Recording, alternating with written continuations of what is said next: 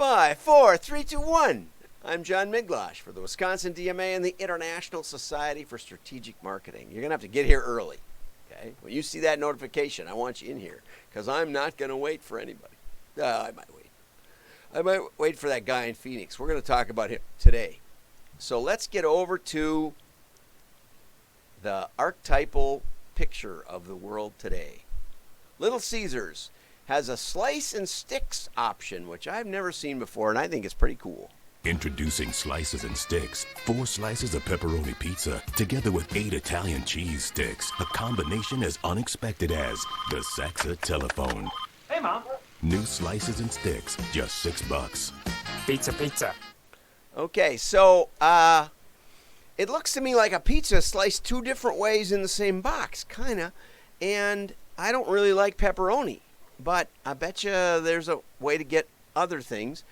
I do like pizza sticks.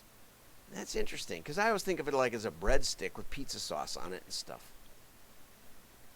I don't know. Looks cool to me, but it's confusing. And confusing is a metaphor for life. So now I'm going to pick up a little bit on yesterday. I apologize for yesterday. I wasn't very clear. I started off with a story on Twitter saying that they're going to update their rules, and that's going to fix mail-in ballot attacks. Okay? Now, first I should say I don't have an opinion on mail-in voting. Not really. Okay? I really don't. I know there's been some problems with it. My friend from Phoenix says it works great down there in Arizona. He actually prints millions of ballots for the city of Phoenix. So he knows all about how it works, and there's signature verification. And I know in the absentee ballot system in Wisconsin, you have to show your ID, your driver's license. You have to take a picture with your phone, which is a cool idea. But I mean, basically, it's ID voting. And some people don't like ID voting. I think it makes sense. If you can't buy a beer without an ID, why should you vote? You know, let's be real about this. But anyway, that's just me. And, you know, the state provides IDs. If you don't have one, you should get one anyway. Okay. But their new rules say that if any information causes confusion, think Little Caesars, undermines faith, or makes misleading claims about results, then they're going to block you up. And I'm getting a little tired of Twitter trying to figure this all out, okay? Because I used to be an advocate for wind power, big advocate for wind power. Then I found out that coal was really efficient and nuclear had some really good benefits. And I think, you know, gas makes sense if you're going to take a long road trip. Although I read about a Tesla guy going cross country with his car, a couple of them. I read a couple of them, and it worked pretty well. So I'm open to a lot of ideas. That's what you're going to have to learn here, okay? And when you start blocking people from what's basically a public utility because you think they might confuse someone else, I'm also a little tired of advocates for other people. Okay? If that makes any sense. So let's go back here. So let's dig in. So then CNN yesterday, or this week, September 14th, says that absentee ballots and mail-in voting disproportionately could hurt Joe Biden because most of the Trump supporters want to go to the polls. A very small minority, I mean only a few of Biden supporters want to go to the polls. They'd rather mail it in. Wow. And in Wisconsin, nearly 2% of mail-in ballots are rejected. And the reason, and rejected ballots are higher in Florida, 3.5 times higher for black voters.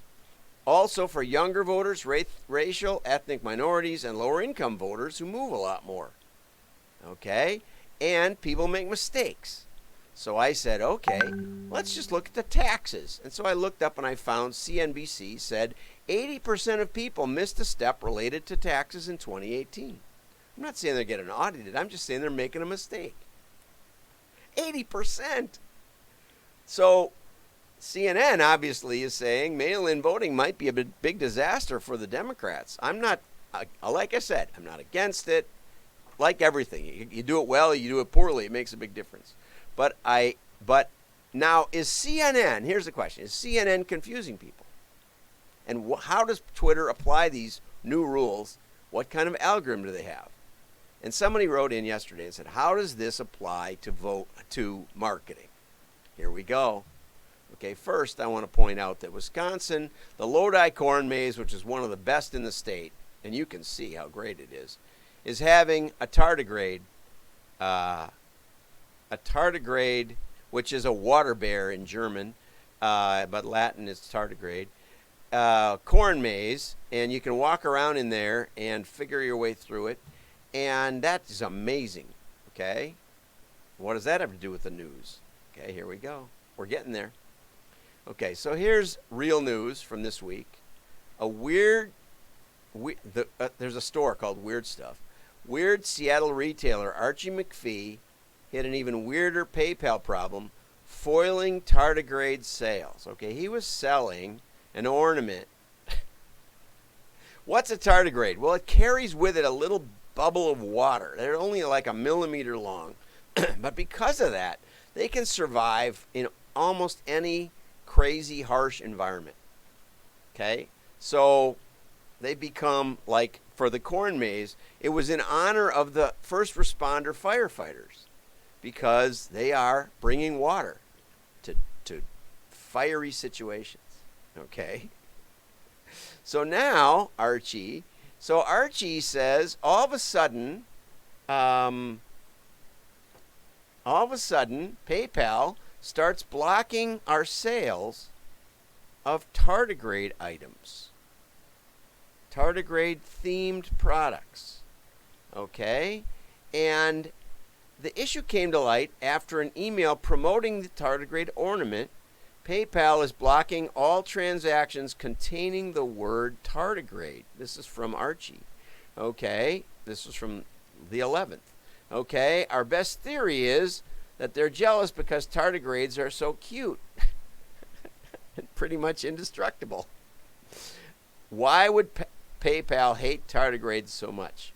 Well, it turns out that PayPal blamed the U.S. Office of Foreign Assets Control, OFAC, which contains an entry for an industrial supply company called Tardigrade Limited, located in the country of Cyprus. And so because of that, well, we got to get over to Ask. This is my friend Ask Dabbich, and I don't know if that's a real name or not. If you say it fast, it sounds like it might be. It might not be. But anyway, Ask is so nice, and she had a problem with her web hosting, which we covered about a year ago, a little more, and overnight had to move decades of TV commercials over to a new server. She moved to one in Paris from one in the Netherlands, and all of a sudden I couldn't get it at home. She said, it wasn't us. We're not blocking you. Maybe she didn't want me to cover her stories. It turned out I was being blocked by an EU blacklist that my IP address from my home happened to be on.